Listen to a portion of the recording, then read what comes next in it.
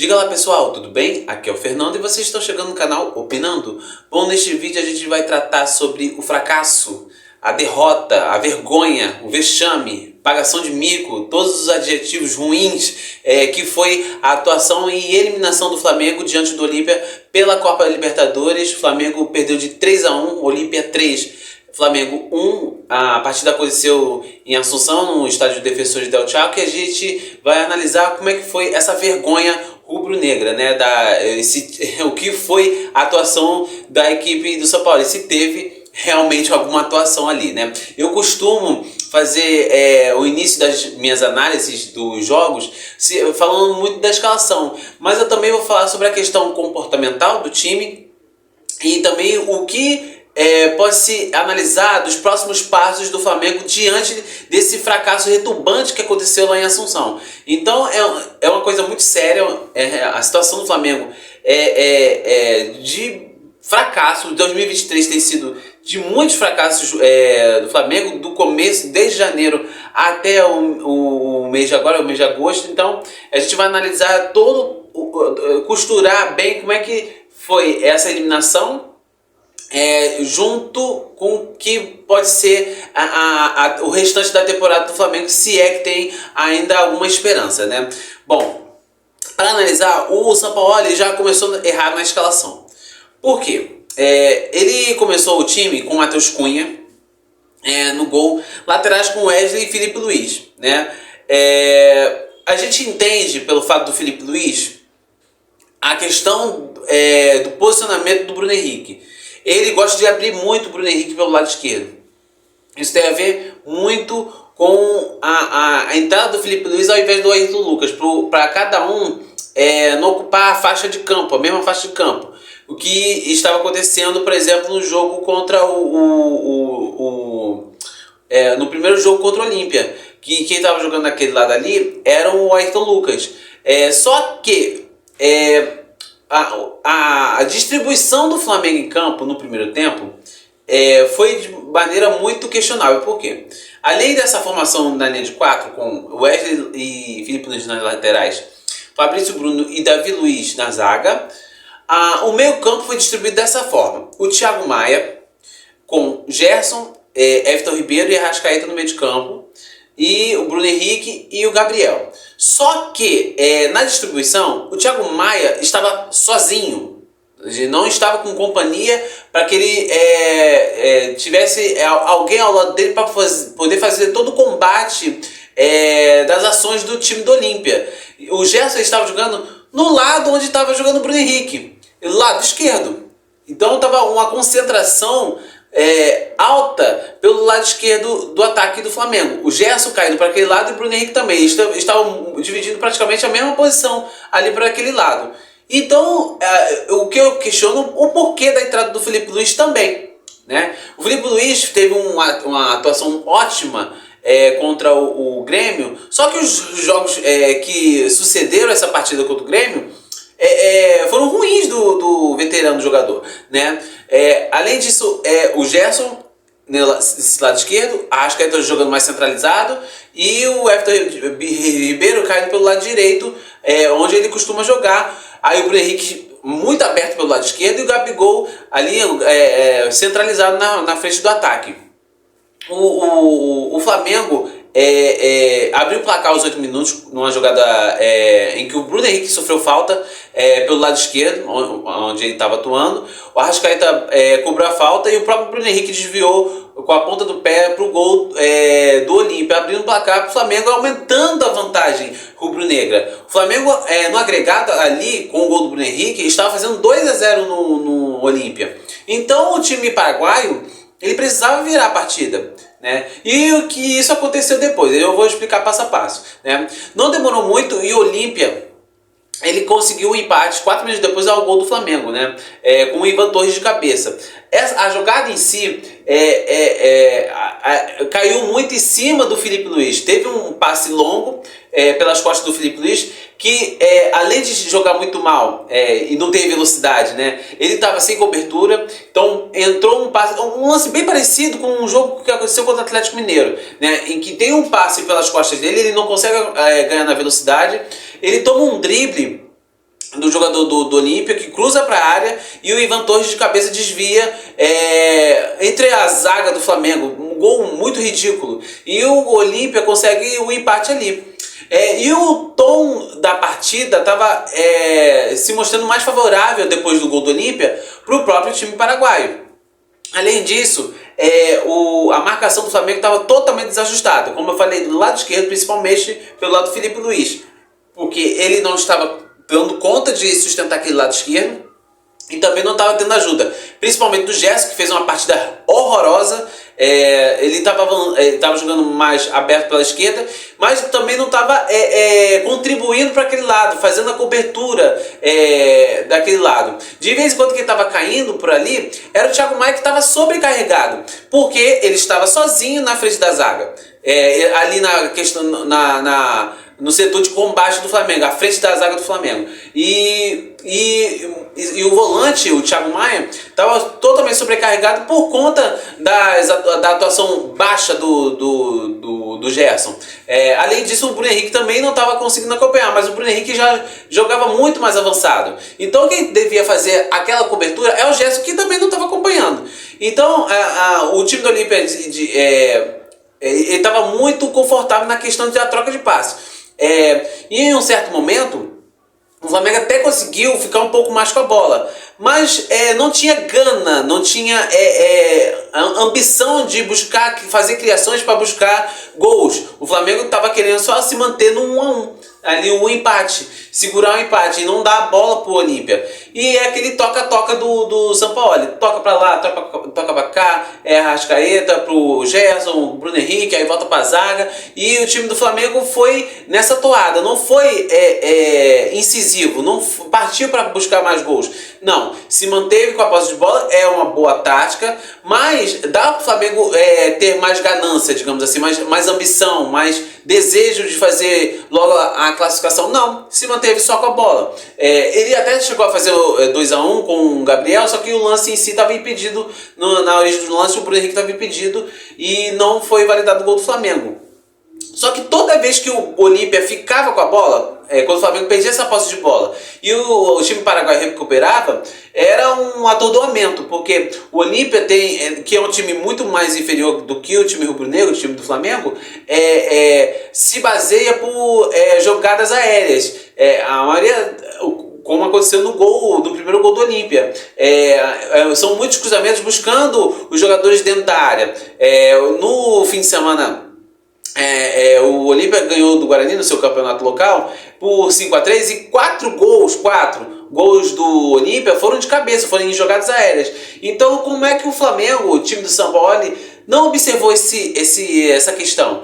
Então é mais um fator que ridiculariza a atuação do Flamengo, né? E o que se mostrava em campo é que o segundo tempo não estava garantido, como não foi, a favor do Flamengo. O segundo tempo começou, o Arce, que é o técnico do Olímpia, o que ele fez? Para tentar buscar o resultado, ele botou mais pessoas, mais atacantes, mais jogadores dentro da área do Flamengo para buscar mais jogadas aéreas, para tentar alcançar o resultado que pudesse levar o Olímpia primeiramente aos pênaltis, na vantagem, 2-1. E o Flamengo continuou naquela atuação fraca, só de toque de bola, não tendo nenhum tipo de ambição, até um certo desleixo, muita preguiça, de certa forma, aquela troca de passes modorrenta, apática. E até então, quando o Olímpio não estava com a bola, até ok, mas o Flamengo também não atacava. O jogo se manteve por 10 ou 15 minutos nessa toada. Além disso, eu acho que teve um erro muito grande do Sampaoli ali, que foi expulso no segundo tempo, contribuindo até para mais um fracasso para o Flamengo, a questão do posicionamento da equipe. Primeiramente, com as atuações ruins de Filipe Luís no primeiro tempo, Gerson, Everton Ribeiro, era para ele já ter mexido no intervalo, porque o caldo poderia entornar, principalmente pelo lado do Filipe Luís, que quase aconteceu. O Filipe Luís jogou muito mal no primeiro tempo, e dava sinais já ali que ele não poderia continuar atuando, né? E o Gerson, como eu falei, jogando partida horrorosa, o São Paulo manteve, ele trouxe mais para a parte central o Gerson para poder fechar um pouco melhor a questão do meio campo. Mas mesmo assim o time do Flamengo ainda continuava insosso, sem nenhum tipo de ofensividade. Só teve um lance, de certa forma, num lampejo ali do Arrascaeta, de brilho, ele conseguiu dar um passe, até sem querer, que ele buscava o Gabigol na jogada, um passe para o Bruno Henrique que finalizou, mas o goleiro Espínola fez a defesa. Então o Flamengo pouco fez. E só estava com a posse de bola, evitando dar a bola para o Olímpia, porque quando o Olímpia conseguia essa bola, vinha com perigo, porque a marcação, como eu falei, do Flamengo continuava a ficar desajustada. O São Paulo não mexeu, só mexeu depois que a vaca começou a ir para o brejo, né? O Olímpia conseguiu fazer o seu segundo gol com o Ortiz, um baixinho, uma jogada aérea, uma batida de escanteio pelo lado esquerdo, e o Ortiz cabeceou de maneira até quase na linha da grande área, e a bola foi até numa distância grande do gol do Matheus Cunha, que pulou atrasado e não conseguiu fazer a defesa. Então ele foi mal na jogada, o goleiro Matheus Cunha, de certa forma aceitou o segundo gol, era uma bola defensável, e o Olímpia ali cresceu na partida e o Flamengo sentiu um pouco o segundo gol. O Flamengo não teve forças para se manter frio, para manter o Olímpia longe da sua área. Não, ele continuou permitindo com que o Olímpia cruzasse mais bolas ainda dentro da sua área. Foram vários cruzamentos. E mais uma vez, mais uma cabeçada foi dada ao gol do Flamengo ali por volta dos 35 minutos. E o Brueiras cabeceou entre os zagueiros do Flamengo, entre a marcação do Flamengo, uma marcação ridícula, e mais uma vez cabeceou o jogador e cabeceou no canto direito do Matheus Cunha, que também não foi bem na jogada, ele poderia também ter feito a defesa, meio que se atrapalhou ali e fez e o Olímpia fez o 3-1 no placar. Muita gente defende o Matheus Cunha, ele vem realmente fazendo até algumas boas atuações, mas nesse jogo, o jogo de hoje também não foi bem. Vários jogadores do Flamengo não foram bem, poucos ali, quase nenhum se salva. Eu salvo ali o Thiago Maia, que eu achei que quanto ele pôde, ele conseguiu desarmar algumas jogadas, e o Bruno Henrique, que era uma certa válvula de escape.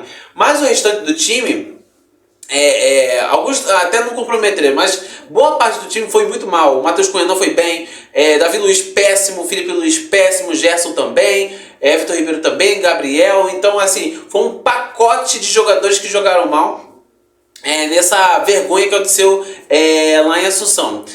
O Olímpia fez o 3-1 e começou a catimbar o jogo ao seu favor para que passe o tempo, pudesse passar o tempo e levar o jogo e levar a classificação. O Flamengo até fez o segundo gol com o Vitor Hugo, que entrou depois, como eu falei, depois que a vaca já tinha ido pro brejo, ele depois botou o Luiz Araújo e tudo mais, mas o Flamengo, como eu falei, ele conseguiu fazer o segundo gol, só que a jogada foi invalidada por impedimento do Gabriel. E o Flamengo não fez mais nada. Ele teve ainda mais 15 minutos para tentar fazer alguma coisa, mas pouco fez. Não deu nenhum tipo de perigo ao time paraguaio. E fechou aí o jogo no 3-1, Olímpia 3, Flamengo 1. Uma vergonha para o time do Flamengo, que foi eliminado de maneira vergonhosa, vexatória. Vários adjetivos, como eu falei no início do vídeo, podem ser dados a esse mico que o Flamengo pagou. A flamengada, né? O Flamengo atuou hoje como se fosse nos tempos de 10, 15 anos atrás, onde o Flamengo ia para a Libertadores para ser chacota, pagar mico, ser zoado, e hoje não foi diferente. Hoje lembrou times anteriores. A atuação foi ridícula, e o Flamengo foi merecidamente eliminado, porque no primeiro jogo a estratégia do Olímpia, de certa forma, deu certo, porque não permitiu que o Flamengo abrisse mais vantagem. O Flamengo só fez 1-0 no Maracanã.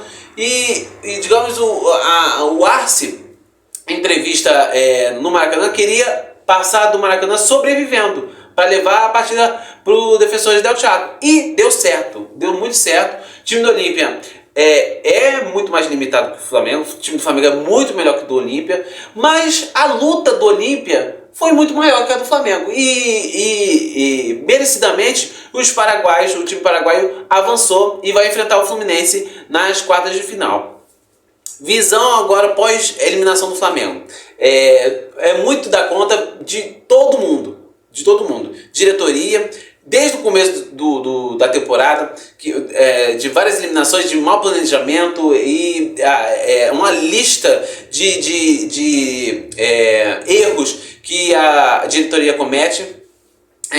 O Jorge Sampaoli, porque não fez uma boa leitura do jogo, e além disso a equipe do técnico argentino não tem tido bom rendimento dentro das partidas. Como eu disse, teve um bom rendimento contra o Grêmio, só que a maioria das partidas que o Flamengo tem não está tendo um bom jogo. O Flamengo não rende bem. O Flamengo às vezes faz força para jogar. Em alguns momentos, principalmente no Campeonato Brasileiro, o Flamengo passa até vergonha, como aconteceu contra o Bragantino, como aconteceu na partida contra o América, como aconteceu nesse último domingo, que o Flamengo levou uma surra do Cuiabá. Então são pouquíssimas até partidas que o Flamengo joga praticamente o jogo todo bem. Não, são pouquíssimas, são raras as exibições boas do Flamengo. E também dos jogadores, que tem por várias vezes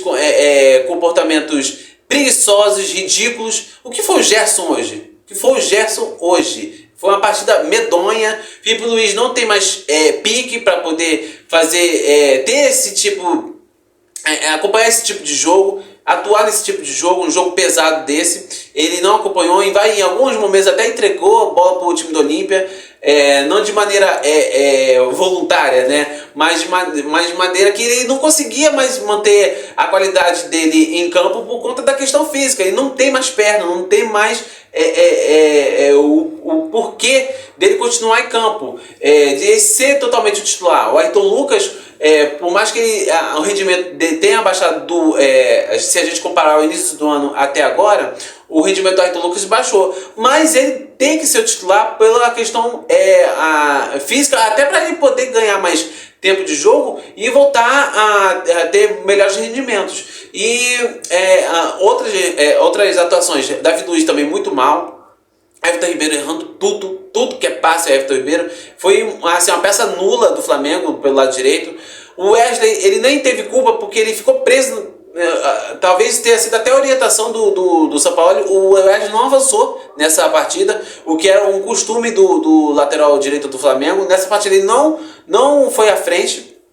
Então o Flamengo foi totalmente desarrumado para essa partida, todo despreparado, e recebeu a eliminação justíssima. E os próximos passos do Flamengo, e aí a preocupação no torcedor rubro-negro. O que vem por aí, né? Porque o Flamengo está numa desordem. Teve o caso da agressão contra o Pedro, e isso tornou um ambiente muito ruim, né? Por mais que alguns tentem negar que o ambiente não esteja ruim, mas está. Alguns jogadores não conseguem lidar bem, bater. O Santos não bate às vezes com o do Sampaoli, e isso está muito claro em algumas até exibições que o time do Flamengo tem. O próximo jogo do Flamengo é contra o São Paulo. São Paulo que vem de uma classificação importante na Sul-Americana contra o São Lourenço. Então o time do São Paulo não é um time bobo. O Flamengo no Campeonato Brasileiro não vem jogando bem. É o segundo colocado, mas é também por conta das irregularidades dos outros times. Só o Botafogo que vem atuando de maneira bem regular e jogando bem. Tá lá em cima e provavelmente deve ser o campeão, mas ainda tem muito o Campeonato Brasileiro. Só que a preocupação também do Flamengo, dos torcedores do Flamengo, é a questão de quarta-feira. O Flamengo abriu 2-0 no Grêmio, jogando lá em Porto Alegre. É uma excelente vantagem. Só que a partir dessa partida, que o Flamengo foi eliminado de maneira vexatória pelo Olímpia, o que pode se esperar? Será que o torcedor do Flamengo está confiando que vai passar do Grêmio? Eu creio que não. Então, é muito importante o que se pensar de planejamento para as próximas partidas e também, principalmente, para a próxima temporada. Porque, por mais que o Flamengo seja o favorito, até então, de ganhar a Copa do Brasil, é muito pouco para que o Flamengo investe. O Flamengo fatura mais de 1 bilhão por ano. Ele já faturou 1 bilhão antes de fechar o ano. Então, o investimento do Flamengo não é para ganhar só uma Copa do Brasil, por mais que a Copa do Brasil seja bastante rentável, né? Mas o Flamengo, outra questão é a questão do Campeonato Brasileiro, que é um campeonato mais importante do que a Copa do Brasil. Então, assim, o que o Flamengo fez nesse ano, 2023, foi uma coleção de pagação de mico, né? Desde lá do Al Hilal, eliminações contra o Del Valle, que ele não ganhou a Recopa, várias perdas de título, humilhação contra o Fluminense na final do Carioca. Então são vários jogos, aqueles que eu citei contra o Bragantino, Cuiabá. Então são vários micos que o Flamengo vem colecionando nesse ano. E hoje foi mais um, né? E qual é a perspectiva do torcedor do Flamengo, né? Bom, essa foi a minha análise sobre a eliminação e a pagação de mico, esse vexame do Flamengo. Olímpia 3, Flamengo 1, Flamengo eliminado da Copa Libertadores. E o que vocês acharam? Bom, eu acho que os torcedores do Flamengo não devem ter gostado, né? Bom, deixe seu like no vídeo se vocês gostaram. Comenta, compartilha o que vocês... deixando sua opinião. Se inscreva no canal Opinando e ative o sininho para que vocês possam receber notificações de vídeos novos que vão aparecer aqui no canal, tá ok? Gente, mais uma vez, muito obrigado. Um beijo e tchau!